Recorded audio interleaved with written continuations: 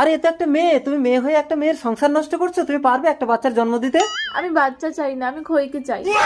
ঠিক আছে খই, তুমি ওকে সঙ্গে নিয়ে বাড়ি চলো। যেতে পারি, আমাদের একটা আলাদা রুম দিতে হবে। খই সবসময় আমার কাছে ঘুমাবে। আচ্ছা ঠিক আছে, আমি না হয় কোলবালিশ জড়িয়ে ঘুমাবো। চলো বাড়ি চলো।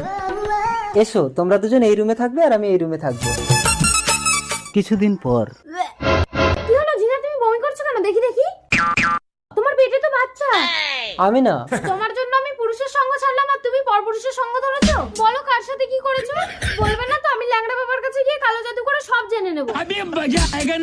ওই না বাবা, আমার বউ চলে গেছে, তোমাকে এত টাকা দিলাম, আমার বউকে আনতে পারলে না?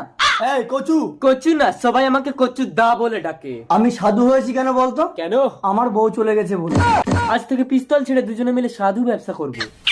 ল্যাংড়া বাবা। আরে মাটিতে শুচ্ছ কেন? তুমি আমার বুকে সব সুন্দরী। কি সমস্যা বালিকে? চলো। আসুন